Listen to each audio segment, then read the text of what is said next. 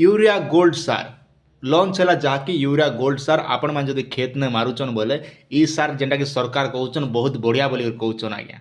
तो आगामी दिन में जना पड़वा आम व्यवहार कले खा जानी हेबा जे केतकर बढ़िया केतकर खणिया जे जेनटा कि आज पेपर माध्यम देखिपारे जेनटा कि 40 केजी सरकार देवे माने 40 केजी बेग थर आपण मानके देवे केते टका सरकार नौचन सबू डिटेल आज भिडियो रे आपण माने देखबार लगी पेई पारबे आज्ञा। आपण मान ध्यान दी कटी देखन पेपरटा पढ़ी पुरा देले आपण माने जानि पारबे आज्ञा। आपण माने सामने देखि पते यूरिया गोल्ड सार लॉन्च पाई केंद्र सरकार को अनुमति 40 केजी यूरिया बैग मात्र एतिकी टंका। आपण माने देखि पातबे पेपर सामने केंद्र सरकार यूरिया गोल्ड सार लॉन्च करने को मंजूरी देइछंती। एने आज कैबिनेट बैठक होइतिला। बैठक में सल्फर कोडेट यूरिया सार को सस्ता दाम रे लॉन्च करने को अनुमति मिली। यूरिया गोल्ड 40 केजिया बैग मूल्य मात्र 266 टंका 50 पैसा आज्ञा। मन रखन तार दाम केते रहबा 266 टंका 50 पैसा रहबा आज्ञा। ए नहीं रासायनिक और सार मंत्रालय पक्षर समस्त प्रकार उत्पादनकारी कंपनी CAMD मानू यह निष्पत्ति संपर्क में विज्ञप्ति जारी कर जाइछि। सूचना अनुजाई यह 40 केजिया बैग रे बिक्री करा जिवो। यार मूल्य नीम कोटेड यूरिया जेनटा कि आम नीम यूरिया बोली कहसु आगे नीम यूरिया बोली कहसु सेटा जेनटा कि 45 किलोग्राम बैग सहित सामान हेबा। जेनता आगु आम 45 केजी बैग आनुथिलु ठीक इथर भी 40 केजी बैग 45 केजी बैग संग सामान रहबा आज्ञा बोली कहा जाउचे।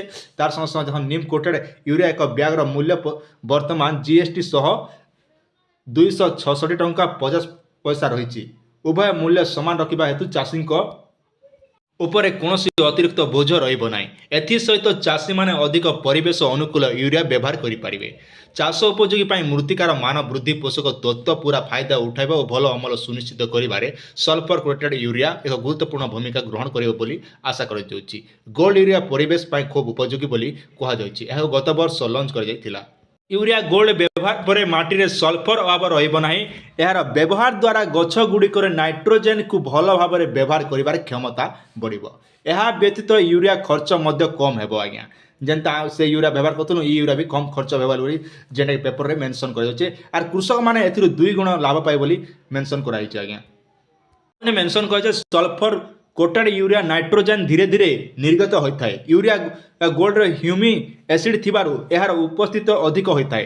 तेबे वर्तमान व्यवहृत यूरिया पाई यह एक भल विकल्प। सूचना अनुजाई 15 किलोग्राम यूरिया गोल्ड 20 किलो साधारण यूरिया सार भली लाभ देव आज्ञा। जे कथा हम साफ साफ 15 केजी यूरिया भलिया 20 किलो साधारण यूरिया भलिया इना जेनटा कि काम करबा। जदि आपण जदि साफ व्यवहार करबे जाके आपण साधारण यूरिया जदि व्यवहार करछन 20 केजी ई किंतु यूरिया गोल्ड जब आप व्यवहार करेंगे जेना कि 15 केजी ने हो बोली कहुच्छी। तो यहाँ था आपण लाइक छोटी अपडेट। आगामी दिन में जना पड़वा आमर चाषी भाई मैंने केतकर व्यवहार करेंगे काଣା हेबा से यूरिया थोड़े व्यवहार कले ही जानी हेबा आज्ञा। तो ये आप छोटे अपडेट आशा कर भिडियो आपके निहाती भाव भल लगी। आप सुचिंत मतामत निहाती आप कमेंट सेक्शन में जनावाटा।